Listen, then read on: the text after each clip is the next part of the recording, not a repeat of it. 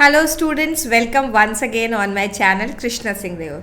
तो आज जब आप ये वीडियो देख रहे होंगे लगभग शाम के 5:30-6 बजे के करीब, तब आप अपना इकोनॉमिक्स का पेपर देकर आ चुके होंगे।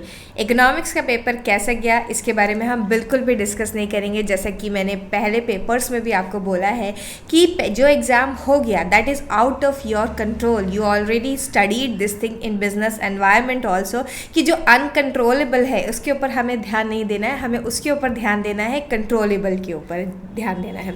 तो what is controllable now? Upcoming examination. Yes, तो जो स्टूडेंट्स अब मैथ्स के इलेक्टिव सब्जेक्ट को ले चुके हैं और उनका मैथ्स का एग्ज़ाम कंप्लीट हो चुका है, उनके लिए अब डायरेक्टली जो अकाउंट्स का पेपर है, लास्ट पेपर 13 मार्च को होने वाला है। तो आपके साथ मैथ्स के समय नाइंसाफ़ी हुई, आपको थोड़ा बहुत कम समय मिला एंड उसके बाद इकोनॉमिक्स के लिए भी कम समय मिल गया, लेकिन अब अकाउंट्स के लिए आपको भरपूर समय मिला है। तो आप ये जो गैप है इसको कैसे यूटिलाइज़ करें उसकी स्ट्रैटेजी मैं बता रही हूँ।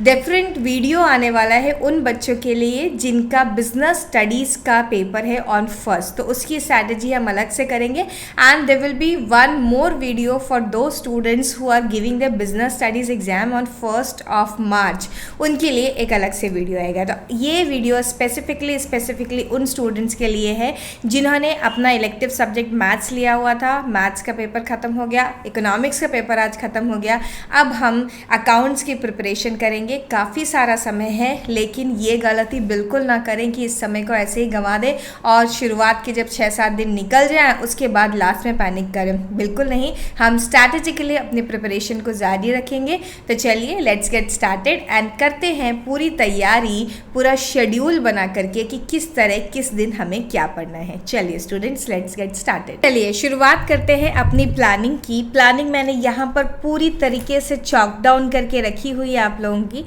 लिए। तो आज है 24th के दिन जब आप वापस आएंगे एग्ज़ाम देके। आज आपको बहुत सारा सोना बिल्कुल भी नहीं है। आई नो आप टायर्ड होंगे। जिनका मैथ्स सिलेक्टिव सब्जेक्ट था, इंग्लिश के 2 पेपर उन्होंने दे दिए हैं, कॉमर्स दे दिया है और मैथ्स दे दिया है, आज इकोनॉमिक्स दे दिया है, मतलब कि 5 सब्जेक्ट के एग्ज़ाम्स दे चुके हैं। It must be very tiring. आपको नींद ठीक से नहीं हुई होगी, काफ़ी थकान का एहसास हो रहा होगा। ठीक है, I understand that, but this struggle is with everyone. You are not the only one. There are so many students who are writing the exams and उन सब के सामने ये दिक्कतें पेश आ रही होंगी। एंड ये समझिए लास्ट लेग बचा हुआ है। तो आज आप थोड़ा रिलैक्स रह सकते हैं, लेकिन कुछ भी नहीं पढ़ेंगे। अब अकाउंट्स तो हम कल परसों से हाथ लगाएंगे वाली स्ट्रैटेजी पे बिल्कुल मत जाइएगा, क्योंकि मैंने आपको पहले जब स्ट्रैटेजीज बताई थी तभी भी एक बात बोली थी, मोमेंटम में रहना बहुत ज़रूरी है। अगर आप मोमेंटम में से हट जाएंगे तो वापस इस मोमेंटम पे आने में आपको 2-3 दिन लग जाएंगे और समझ लीजिए कि आपके 2-3 दिन बर्बाद हो गए।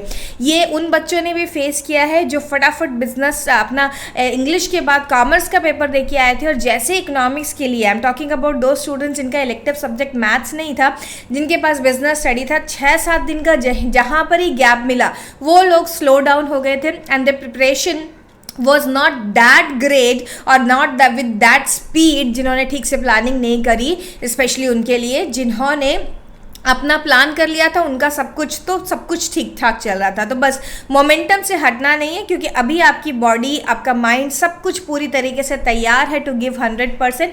फिजिकल फटीग हो रहा होगा, काफ़ी मेंटल फटीग भी हो रहा होगा, लेकिन उसको झेलने के लिए रेडी रहिए। तो आज आप पेपर दे के आने के बाद 5:30-6 बजे, जितने भी बजे आप घर वापस आते हैं, थोड़ी देर नींद पूरी कर लीजिए अपनी, कुछ अच्छा सा स्नैक्स खा लीजिए और उसके बाद 1-2 घंटा आराम कर लीजिए। आज आप थोड़ा ज़्यादा आराम भी कर सकते हैं, लेकिन then you have to get up. ऐसा नहीं कि आराम किया तो आराम करते गए। आप 2 घंटा, अगर आपको उस समय पर नींद आती है तो सो जाइए। अगर ऐसा नहीं है कि नींद नहीं आती तो you just relax, you see some movie, see some web series, whatever you want to do, ये आप काम कर लीजिए। अपने आप को जितना हो सके एंटरटेन कर लीजिए। Best is to go out for a walk and बिल्कुल ठंडी हवा खाइए बाहर की और अपने आप को फ्रेश कर लीजिए, फ्रेश आइडियाज़ को आने दीजिए। एंड जस्ट वापस आने के बाद after your dinner and all, आप 9-9:30 बजे अर्ली डिनर कर लीजिए। आज थोड़ा 9-9:30 बजे से भी पढ़ने बैठ जाएंगे तो बहुत ज़्यादा हेल्पफुल होगा। तो 24 के दिन आज आपको क्या करना है, मैं आपको आज आज बहुत एक लाइट चैप्टर करने के लिए दूंगी, दैट इज शेड्यूल 3 की balance sheet of company. Balance sheet of company मतलब कि अगर टीएस गिरेवाल सर की बुक की बात करें तो उसमें से आपको चैप्टर नंबर 10 करना है। चैप्टर नंबर 10 का जो चैप्टर है ना, ये chapter number 10 is a backbone of many other chapters. किस किस का? अगर मैं बात करूं रेशियो एनालिसिस, यस आपको पूरी बैलेंस शीट सब अच्छे से आनी चाहिए। अगर मैं बात करूं issue of shares, balance sheet का कंप्लीट नॉलेज चाहिए। Redemption of debenture, issue of debenture दोनों में चाहिए। उसके साथ साथ कंपैरेटिव एंड कॉमन साइज के लिए तो चाहिए। तो मतलब कि 5 चैप्टर्स के लिए ये अकेला चैप्टर नंबर 10 पढ़ा हुआ होना बहुत ज़रूरी है, अदरवाइज लिंकिंग नहीं बैठ पाती है। तो यस आप एक काम करिए, आज चैप्टर नंबर 10 पढ़िए। थ्योरी है बेसिकली ये, यहाँ से आपको हेडिंग सब हेडिंग अच्छे से देखनी है और जितना भी थ्योरी पार्ट आप यहाँ से कवर कर सकते हैं वो करिए। अब क्योंकि अभी आप थ्योरी एग्जाम ही देके आए, हालांकि इकोनॉमिक्स को मैं थ्योरी नहीं बोलूँगी, इसमें काफ़ी न्यूमेरिकल पार्ट भी होता है, लेकिन या हो सकता है कि आपको थोड़ी सी थकावट महसूस हो, बोरियत लगे कि अरे अभी थ्योरी पढ़ के आए थे फिर से थ्योरी पढ़ रहे हैं, तो ठीक है आप 1-1.5 घंटा इस चैप्टर को दे दीजिए। हालांकि ये चैप्टर में रीडिंग के लिए काफ़ी सारा कंटेंट है और कुछ भी ऐसा नहीं है कि लेस इंपॉर्टेंट है, क्योंकि कहीं से भी उठ के क्वेश्चन आ जाते हैं, तो पढ़ना तो आपको इसे बहुत अच्छे से। लेकिन फिर भी अगर आप इसे पढ़ के बोर हो रहे हैं तो इसके साथ ही साथ आप एक कर लीजिए दूसरा चैप्टर जो है comparative and common size statement. Comparative and common size statement का जो वेटेज है वो भी बहुत कम है एग्जाम में, और ये आता भी 3 नंबर 4 नंबर का क्वेश्चन आने वाला है। तो और है इतना सिंपल, सब कैलकुलेटर का गेम है।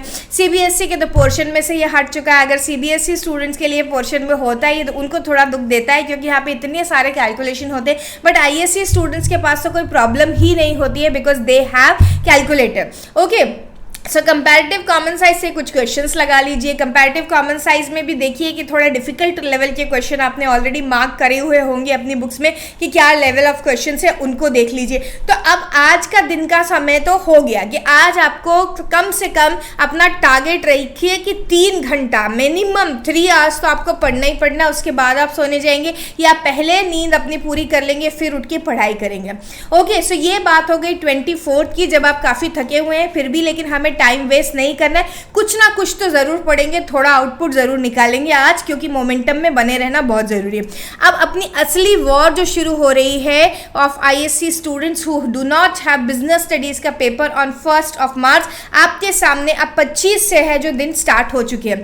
तो सबसे पहले मैं आपको सजेशन करूंगी कि आप अब फाइनल अकाउंट्स ऑफ कंपनी से आपने पढ़ लिए, comparative common size balance sheet अपने रात को पढ़ ली थी। अब इसी को अगर आपने कंपैरेटिव कॉमन साइज के बहुत क्वेश्चन नहीं लगाए हुए तो आप उसी को यहाँ पर इसको कंटिन्यू कर लीजिए। इन दोनों चैप्टर को सबसे पहले सुबह उठ के आप उठाकर खत्म कर देंगे, पूरी तरीके से खत्म कर देंगे, सारे इंपॉर्टेंट क्वेश्चंस देख लेंगे, सारे कॉन्सेप्ट को रिवाइज कर लेंगे। अब इसके बाद स्टार्ट हो रहा है रेशियो एनालिसिस। रेशियो एनालिसिस का चैप्टर अपने आप में बहुत महत्वपूर्ण चैप्टर्स में से एक है, क्योंकि यहाँ पे काफ़ी सारी लिंकिंग बैठानी है। अब रेशियो एनालिसिस के आपको क्या करना है, सारे क्वेश्चंस लगा के देख लेने हैं, जितने ज़्यादा हो सके सारे, मतलब आई डोंट मीन टू से कि 100 क्वेश्चंस लगा लो, अचीवेबल है वैसे तो 100 क्वेश्चन भी, क्योंकि आपके पास समय काफ़ी सारा है। लेकिन आप क्या करिए ना, आप मिसलीनियस क्वेश्चन में जाइए, जो आपकी टीएस गिरेवाल सर की बुक में मिसलीनियस क्वेश्चन दिए हुए हैं ना, वहाँ से क्वेश्चन उठा करके देखिए, क्योंकि सामने तो कैसे दिया है करंट रेशियो, फिर करंट रेशियो के क्वेश्चन, क्विक रेशियो के क्वेश्चन, डेट टू इक्विटी, मतलब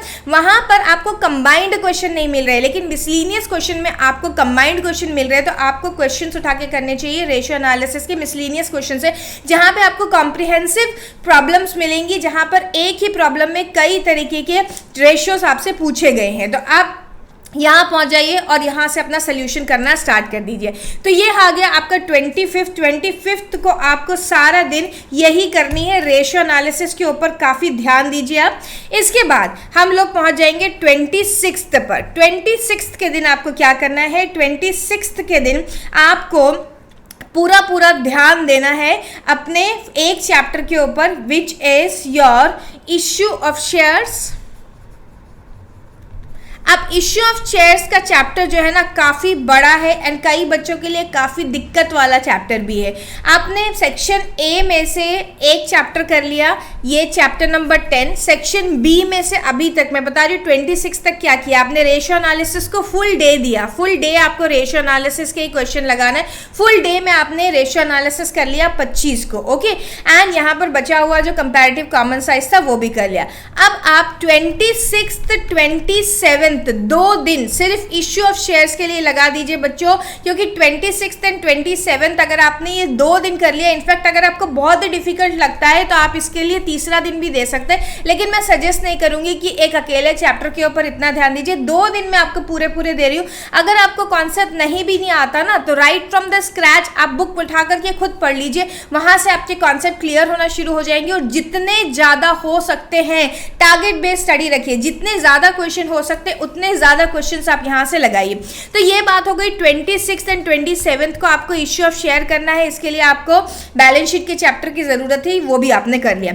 अब हम जाते हैं 28 को, ओके। 28 के दिन आपको इसी के जस्ट बाद वाला चैप्टर इश्यू ऑफ डिबेंचर के चैप्टर को हाथ लगा लेना है, क्योंकि इश्यू ऑफ डिबेंचर का चैप्टर आपका इश्यू ऑफ शेयर करने के बाद काफ़ी इजी बन गया होता है। तो इसको आप हाथ लगा लीजिए, आप इसको कर लीजिए, कंपैरेटिवली काफ़ी कम टाइम में हो जाएगा। 28 का पूरा दिन इसको आप डेडिकेट कर सकते हैं। इस दिन आप इश्यू ऑफ डिबेंचर का चैप्टर कर लीजिए। अच्छा, जब भी आप किसी पर्टिकुलर चैप्टर के लिए पूरा दिन डेडिकेट कर रहे होते हैं तो आप पहले वाले चैप्टर्स में से भी कुछ जरूर क्वेश्चन उठा के बीच बीच में देख लिया करिए, या जो आप ब्रेक लेते हैं ना हर एक 2-3 घंटे में या what ever is your style, आप 15 मिनट 20 मिनट का ब्रेक लेते हैं तब वहां ये क्वेश्चंस कुछ देख लिया करिए। तो 28 का चैप्टर आपने इश्यू ऑफ डिबेंचर्स के लिए लगा दिया। 29 को आपको रिडम्पशन ऑफ डिबेंचर्स कर लेना चाहिए। रिडम्पशन ऑफ डिबेंचर का चैप्टर आपको कर लेना चाहिए। अच्छा, अब अगर आपके पास पेपर्स अवेलेबल हैं तो आप एक काम करिए, वो हो सकता है पेपर्स आपको अपने कोचिंग इंस्टीट्यूशन मिले हो या आपके स्कूल से मिले हो, कोई वर्कशीट्स मिली हो। आप ये रिडम्पशन ऑफ डिबेंचर बहुत बड़ा नहीं है, काफ़ी सिंपल है, यहाँ सिर्फ लॉ की रिक्वायरमेंट आपको पता होनी चाहिए, वो आपने कर लिया। तो आप उसके साथ ही साथ ये जो प्रीवियस अभी तक जितना भी किया है ना, इसके क्वेश्चन पेपर भी लगा सकते हैं। आप ना रोज एक समय डिसाइड करिए, इस समय पर मुझे सिर्फ क्वेश्चन पेपर लगा करके देखना है। आप हो सकता है अभी तक आपने पूरी प्रिपरेशन नहीं करी, आप पूरा क्वेश्चन पेपर ना लगा पाए, कोई बात नहीं। उस क्वेश्चन पेपर में से आप जितने क्वेश्चन कर सकते हैं बेस्ड ऑन योर स्टडी अभी तक के, अगर आप 4 क्वेश्चन कर पा रहे हैं, 5 क्वेश्चन कर पा रहे हैं, पूरे फुल लेंथ क्वेश्चंस की बात कर रही हूँ, तो आप करिए। जितने ज़्यादा एमसीक्यू कर सकते हैं आप उनको करिए। हर दिन का टारगेट रखना बहुत ज़रूरी है स्टूडेंट। तो ये अच्छा 29 का ये नहीं है हमारा, 1 मार्च का है 29, this is not a leap year. तो आप 29 को देखेंगे, 28 नहीं 21 को देखेंगे, सॉरी 29 नहीं 1 को देखेंगे कि आपको क्या दिखाई दे रहा है। आपको दिखाई दे रहा है कि आपने रिडम्पशन ऑफ डिबेंचर का चैप्टर करना है, साथ ही साथ आपको कुछ टेस्ट लगा लेने हैं। इसके बाद हम बात करते हैं 2 मार्च की। 2 मार्च को आप क्या करेंगे, देखिए हमने 3 चैप्टर्स इन अ रो एक साथ कर लिए जो कि बहुत इंटरकनेक्टेड चैप्टर्स है। एक तो हमने कर लिया इश्यू ऑफ डिबेंचर, 2 दिन दे दिए, पूरे 2 दिन उसके लिए दे दिए, 26 एंड 27। 28 को हमने इश्यू ऑफ डिबेंचर का पूरा दिन दे दिया। फिर उसके बाद आपने रिडम्पशन ऑफ डिबेंचर का पूरा दिन दे दिया 1 मार्च को। उसके बाद हमारे पार्टनरशिप की तरफ, पार्टनरशिप इज अ बीस्ट, इतना बड़ा चैप्टर, इतना बड़ा पोर्शन है पार्टनरशिप का, लेकिन उसमें से काफी सारा आएगा भी, तो करना तो है ही।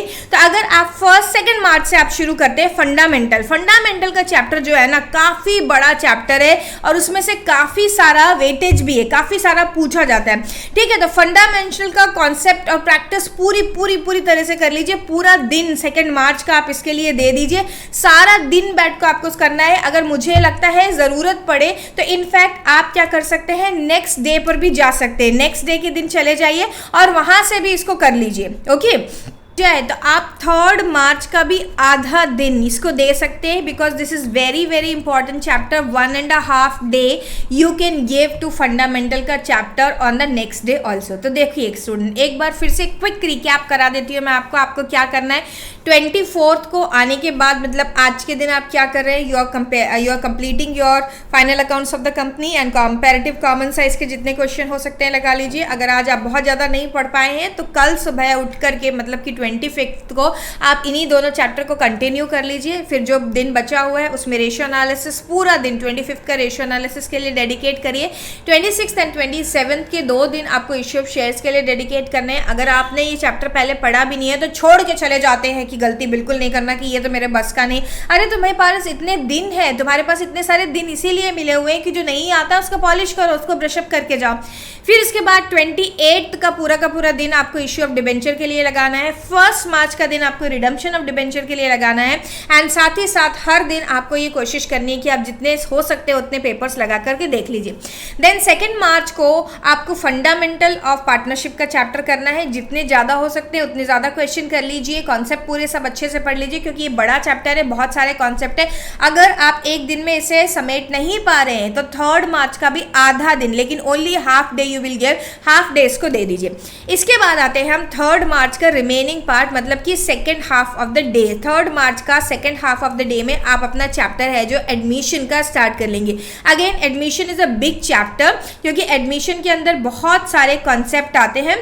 आप इस एडमिशन के कॉन्सेप्ट को स्टार्ट कर लेंगे। एडमिशन के चैप्टर के लिए आप आधा दिन दे दीजिए और इसके साथ ही साथ आपको एक चैप्टर करना है गुडविल।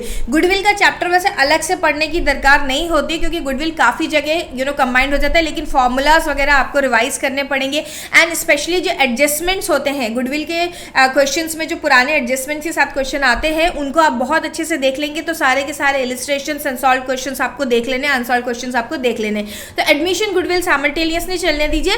4 मार्च को भी आपको यही करना है कि आपको एडमिशन को कंटिन्यू करना है because admission again is a very big. And specially आपको ध्यान देना है कैपिटल एडजस्टमेंट की तरफ। कैपिटल एडजस्टमेंट की तरफ काफी सारा ध्यान देंगे।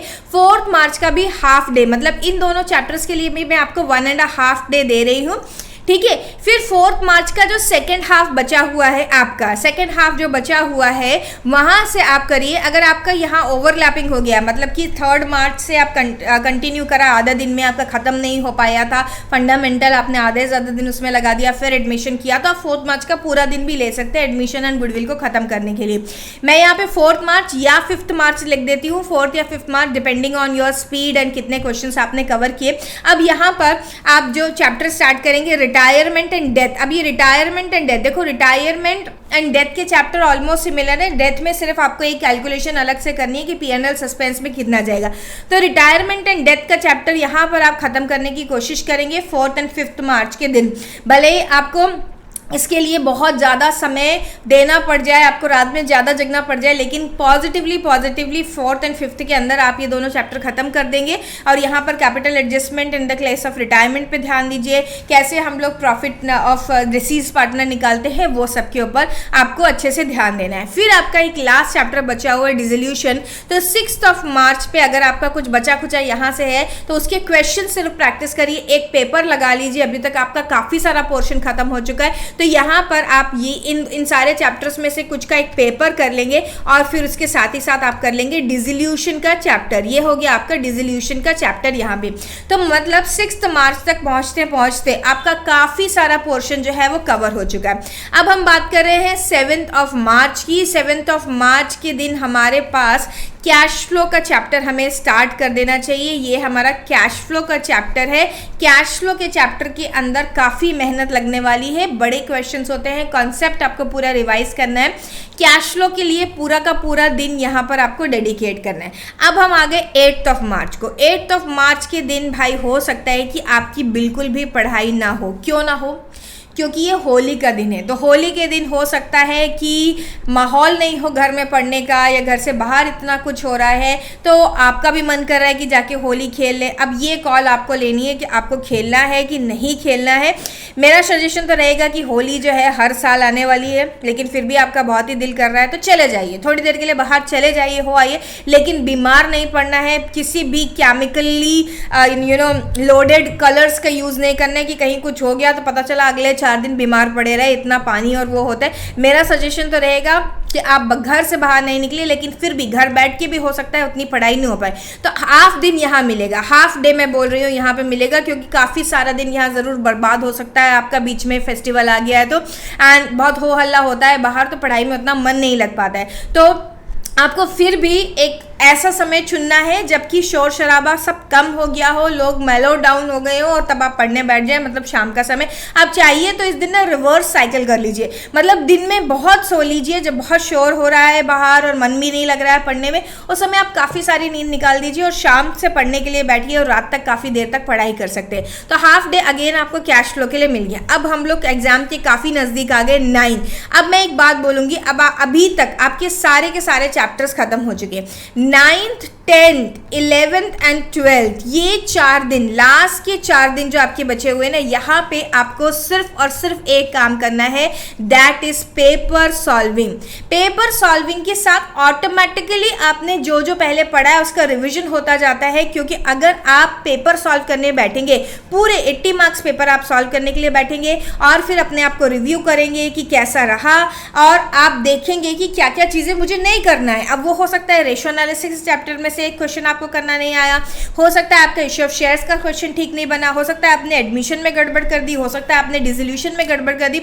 आप पूरी तरीके से अपने आप को रिव्यू कर पाएंगे। ये ऐसा मत करिए बहुत फैल के पढ़ाई करते हैं, आखिरी तक पढ़ेंगे हो जाएगा, उसमें क्या ही दिक्कत है, बिल्कुल भी नहीं।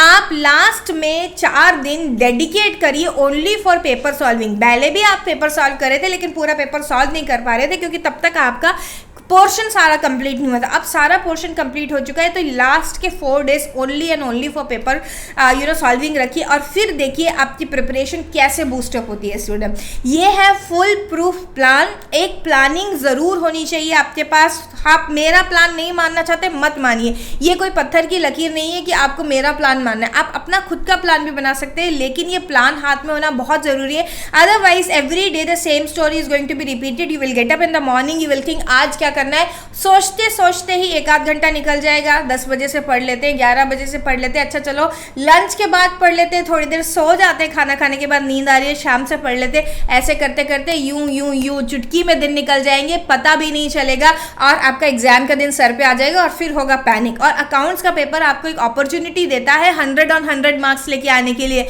यस, तो इस अपॉर्चुनिटी को इनकैच करिए और जितना ज़्यादा हो सकता है उतनी मेहनत करिए। That's all student. अगर चैनल पर नए हो तो सब्सक्राइब जरूर कर लेना, पुराने भी हो, आते हो वीडियोस देखते हो, सब्सक्राइब नहीं करते तो सब्सक्राइब कर लेना। फुल प्रूफ स्ट्रैटेजी है मेरे पास, एंड मैं आपके लिए बहुत सारे वीडियोस लेके आने वाली हूँ अकाउंट्स के, तो बने रहना यहाँ पर। एंड यस, जो बिजनेस स्टडीज़ वाले बच्चे हैं घबराओ मत, तुम्हारे लिए भी स्ट्रैटेजी लेकर आ रही हूँ। बस थोड़ी देर में आपको भी अपनी वीडियो मिलने वाली है, how to prepare for your business studies exam. That's all for today. चलिए अब लग जाइए पढ़ाई करने के लिए। We will meet once again. Till then, bye.